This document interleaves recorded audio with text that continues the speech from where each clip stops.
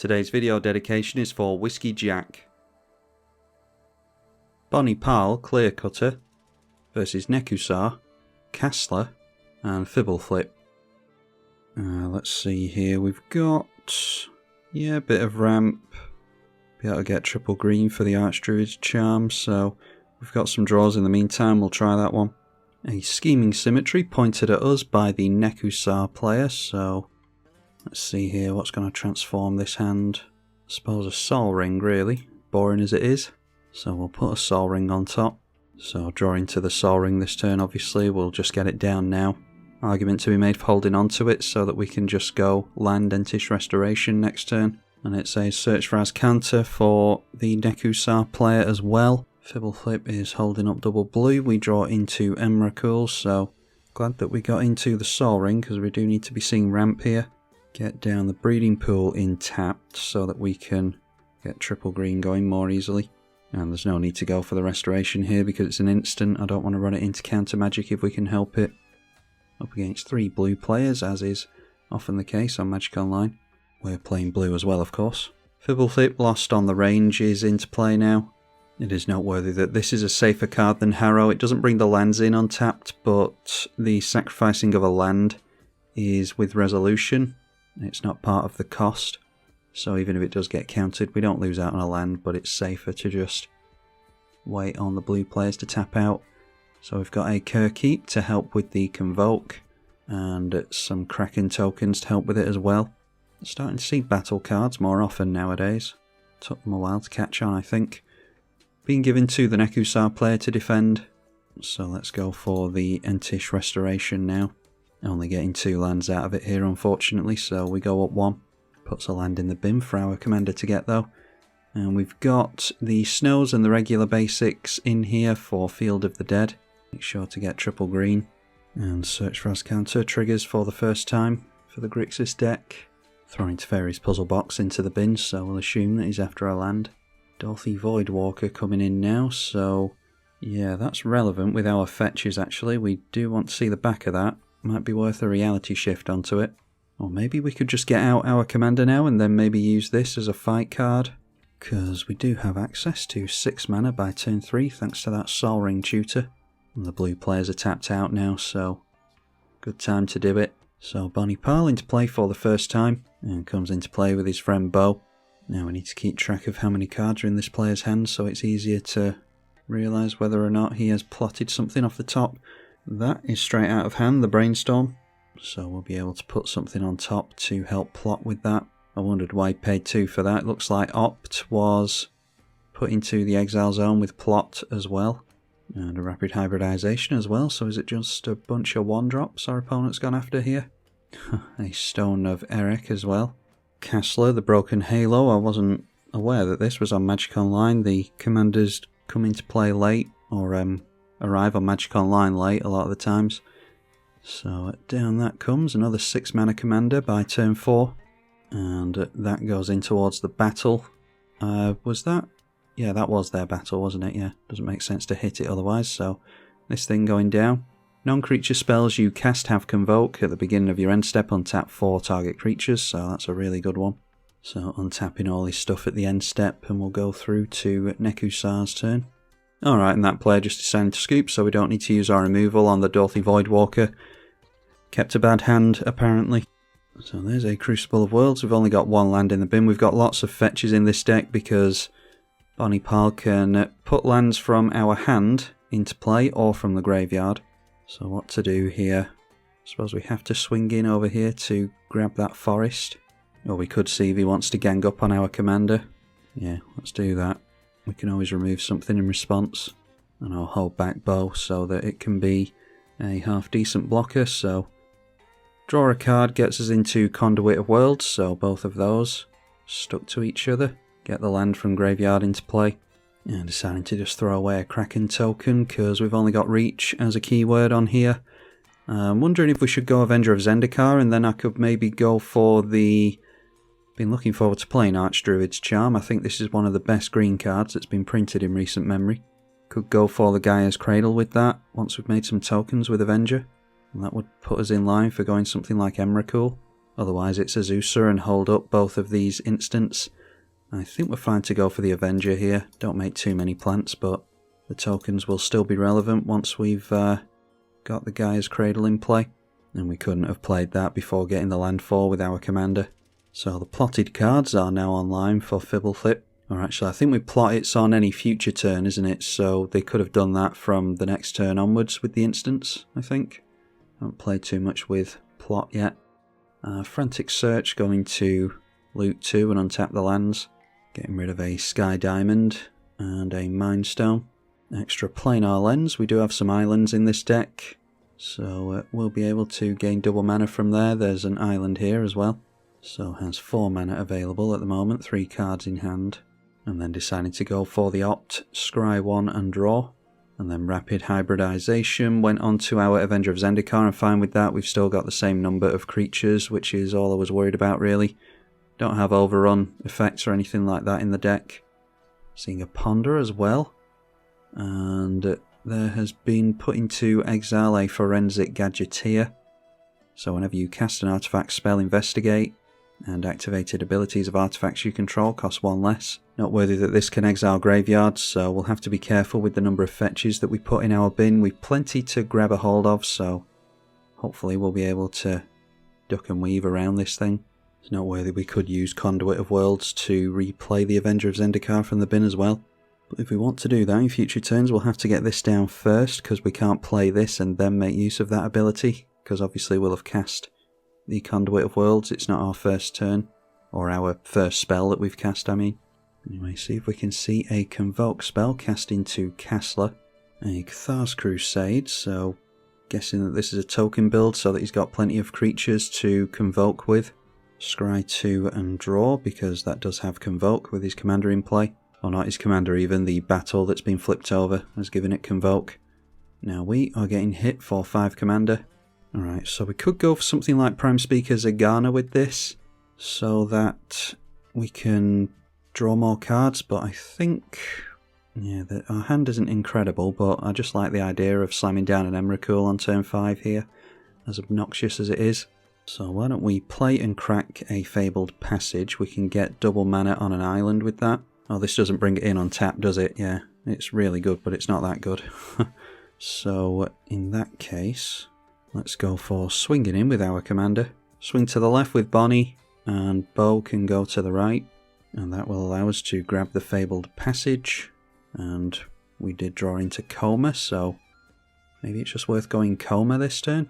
And that way we can keep hold of Fabled Passage so that they can't exile it with this, because it's a really good fetch to have available to us.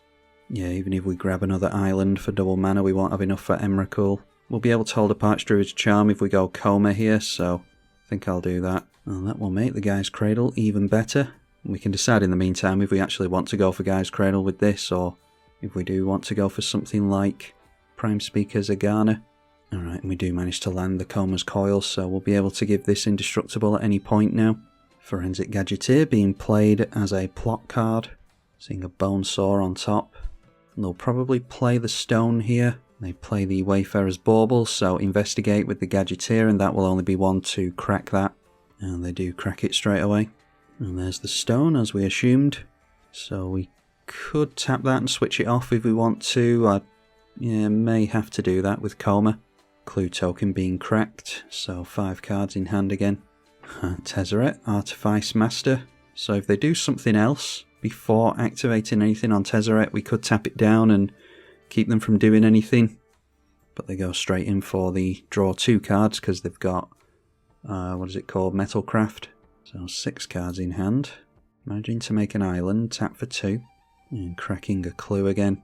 So unless they do it now, they won't be able to afford the Stone, meaning that we won't have to tap it down just yet. So if we do take control of them during their next turn, we could, try and hurt their board and force them to crack that. Alright, they are going for it now, so don't want us to get back the Avenger. Exactly why I kept the Fabled Passage available to us, but that did draw them another card, so they end the turn at 7. If we see much more stuff without Convoke, I think this is well worth getting rid of, because it is really helping keep our opponent in cards, I think, and cheat things out. And yeah, a SRAM's Expertise, so making some more tokens and getting a free spell out of it. as well as scry 2 and draw, so this thing has to go down, I think. So going to trigger Cathar's Crusade 3 times when that enters, and I don't think they got a free spell off that, which is telling. Yeah, 2 mana Shram's Expertise is pretty good. And now see if the commander wants to come in towards us or not. Do we even risk that? Yeah, let's go for Coma here. Tap a permanent. Obviously, if we were across the table from each other, I could just ask him, but I'm not going to sit here and wait to see if he checks the chat or not. And we could risk tapping down his blue mana in the second main as well, so that he can't float it, and then we've got more chance of Archdruid's Charm being resolved. Yeah, this does mean that we're not holding up Indestructible, but we're against a white player, so probably has Exile anyway. So with that on the stack, going to untap his creatures, we will go for the Fabled Passage now. And that has to be a green, because we need triple green for the Archdruid's Charm. But we'll consistently make blue with this, I think, on the basic islands so that we can get the double mana. And with that, we can search a creature, put it into our hand or a land and put it onto the battlefield tapped. That is the Gaia's Cradle.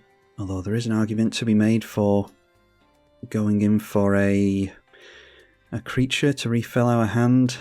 We'll have 2, 4, 6, 7, 8, 9, 10, 11, 12 mana next turn, so not enough for Emrakul. I just want to really mess up one of our opponent's turns, so let's go for the Cradle and just hope that we get into great top decks. It's not like we're doing poorly, but it's a little bit of a janky deck this. I just wanted to swing in with a big cow, to be honest. Anyway, get another Coma's Coil. There is an Uro, which is a means of us drawing into more cards, so let's see here. I think we just go in for the Emrakul straight away. So that's 10 mana, just off the Gaia's Cradle. So there is the Promised End, and we'll take control of the blue player's turn. See if we can mess up his board any. And this gives us a decent blocker against the commander as well, hopefully. So they will get a turn after Emrakul's turn has ended, but like I said, hopefully their board will be wrecked by then. So before anything else, we could go for Azusa and start abusing Crucible of Worlds with the Fabled Passage. Might do that. Let's go through to attacks first.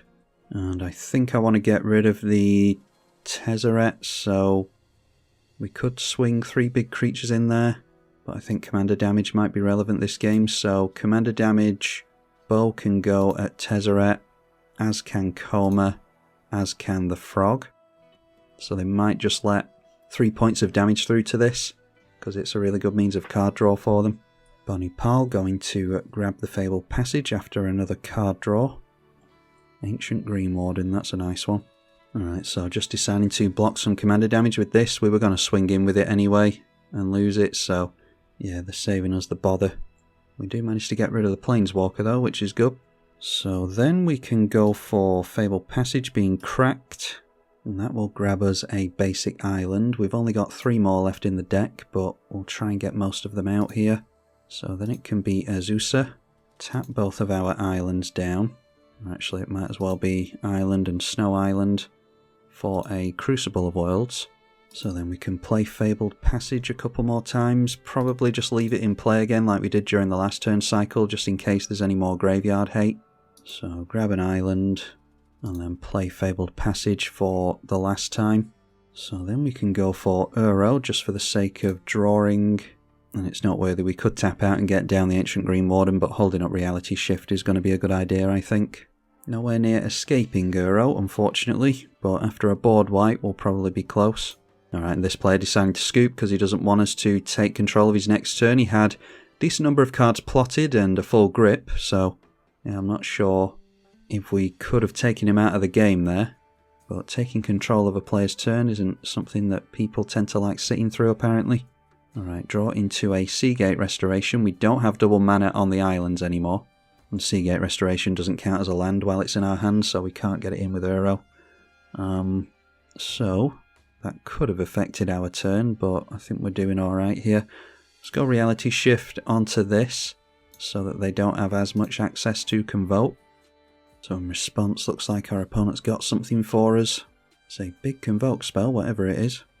A Grand Crescendo. That doesn't give hexproof, does it? No, just indestructible, so this is why the exile is relevant. Between Pongify and Rapid Hybridization, I'll run this, although I do think I have Pongify in the deck as well. That is Scry 2 and draw. They're going to make a bunch of things to swing in with as well. 7 tokens and therefore triggering Cathar's Crusade. Can't remember if I put Cyclonic Rift in this deck now. So there we go, some citizen tokens into play. We are getting rid of the Convoke Enabler at least, but the damage might be done here already. So now we have a 16-15 to deal with, so if that hits us once, then we are done for. First time seeing this commander, and turns out it's a pretty good one by the looks of it. Doesn't help that your opponents scoop on you though and sway the game. They've got more Convoke stuff, so that might be a Chord of Calling maybe? Nope, it is an Angel of Salvation. When it enters the battlefield, prevent the next 5 damage, so they're just trying to get more creatures into play basically. And Scry 2 and draw. So what we could do here during the upkeep is tap down both their means of triple mana, try and take them off double white or double blue, but I'm kind of intrigued to see what my opponent wants to do here anyway. And they were going to get into another means of white anyhow. A Sol Ring first of all, 5 cards in hand. Then Anointed Procession for double the tokens. This is my kind of deck by the looks of it. So we'll see if the extra mana is relevant. Noteworthy that they're not able to convoke a lot of this. Finale of Glory, we might have taken them off, so just a couple of 2/2s to trigger, or it'll actually be 4 2/2s to trigger the Cathar's Crusade a bunch more. So they might be able to go wide on us here, which means, yeah, if nothing has trample, does it really matter if we sacrifice a Coma's Coil to tap it down? Doesn't really make any difference, does it? I imagine they've got us here. Noteworthy that this one has trample, so that could have been worth tapping down actually. But we're taking a big hit from something either way. So yeah, our opponent's going wide here. We're taking 10, 8, a couple of 14-14s and the 17-17 tramples, so yeah, we weren't going to do anything there. Even if I'd gone for a means of card draw with Zagana on the Archdruid's Charm, I don't think that we could have survived this anyway. But got to kick someone out of the game with Emrakul and got to see some action from the commander as well. I don't think it's seen as such a threat that people will point removal at it, but you can gain incremental advantage quite nicely, especially with fetches in the bin. Draw a card and get a land. We really want to be taking advantage of the power matters, so Rishkar's Expertise and mention Prime Speaker Zagana, Return of the Wild Speaker, Life's Legacy, cards like that. And then we do have trample effects and Rogue's Passage and stuff to really buff our commander up, or buff Bo up specifically, and throw the cow in at someone for an alpha hit. But a bit too fast a game, I think, for this one. Our opponent really went off with that Cathar's Crusade, and we couldn't draw into the Cyclonic Rift in time, unfortunately. Anyway, hopefully you all enjoyed it. That was a fun one, I think. And I will see you all in the next one. Big thank you to the patrons as ever. I'm Tribalkai. Thank you for watching.